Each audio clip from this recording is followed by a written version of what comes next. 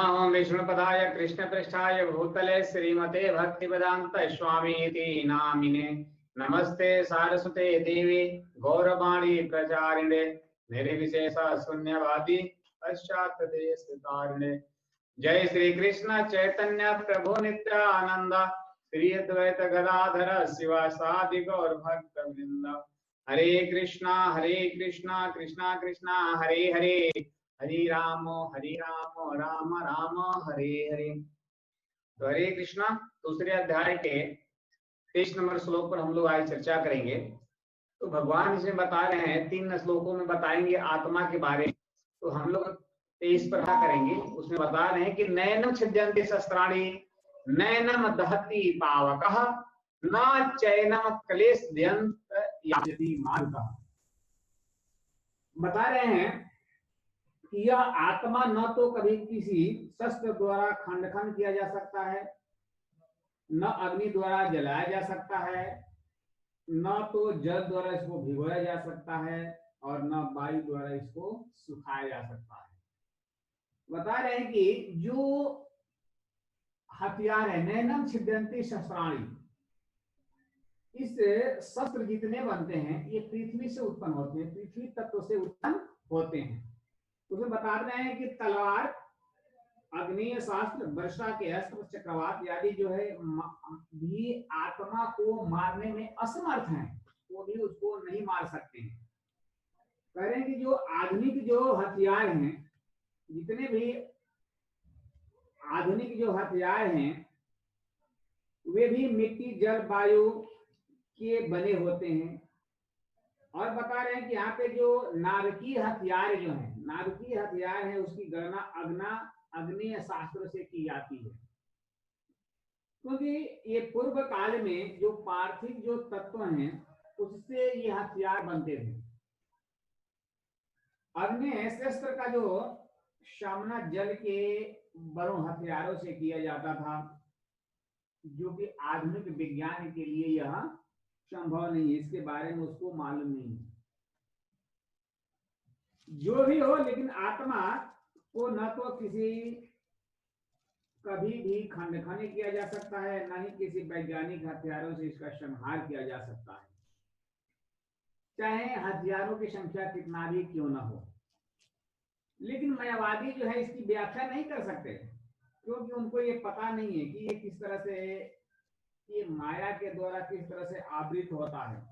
नहीं परमात्मा से जीवों को विलग कर माना संभव है। बता रहे हैं कि परमात्मा से किसी भी स्थिति में अलग करना जीव का संभव नहीं है, यानी किसी भी शस्त्र से आत्मा को मारा नहीं जा सकता है।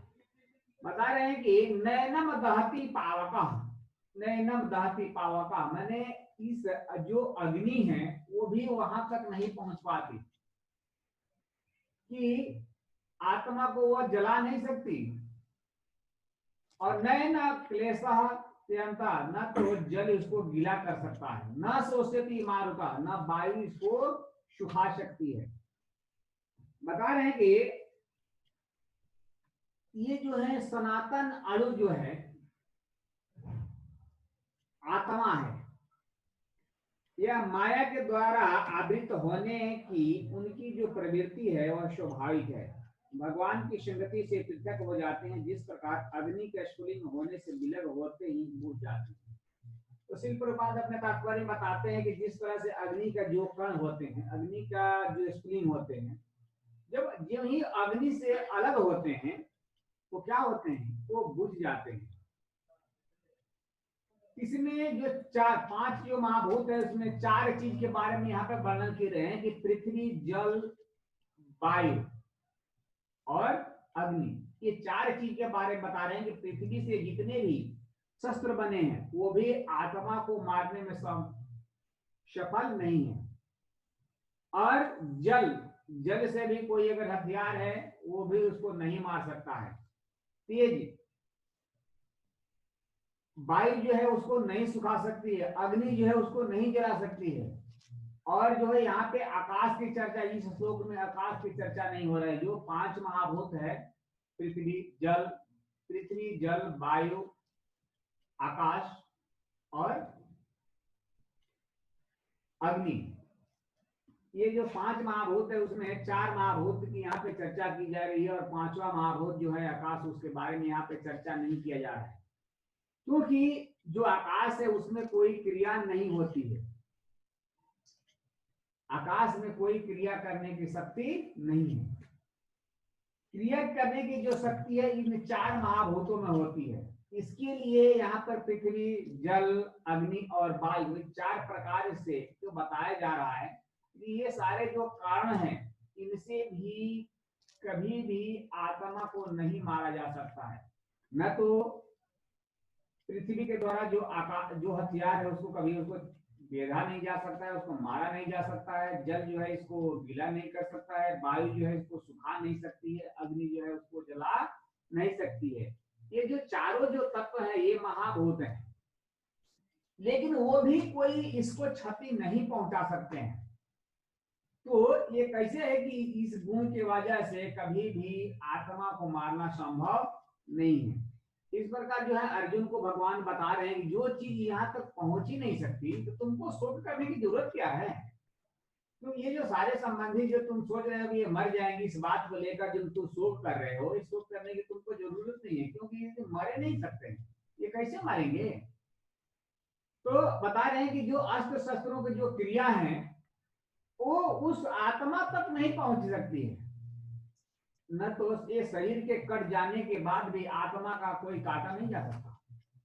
जो अग्नि शस्त्र हैं उससे शरीर को जला नहीं सकता, और ब्रह्मास्त्र के द्वारा जल को, ये जो इसको शरीर आत्मा को गीला नहीं किया जा सकता, और वायु शास्त्र के द्वारा कभी भी आत्मा को सुखाया नहीं जा सकता। तो अस्त्र शस्त्रों से इसको कैसे हम लोग मार सकते हैं।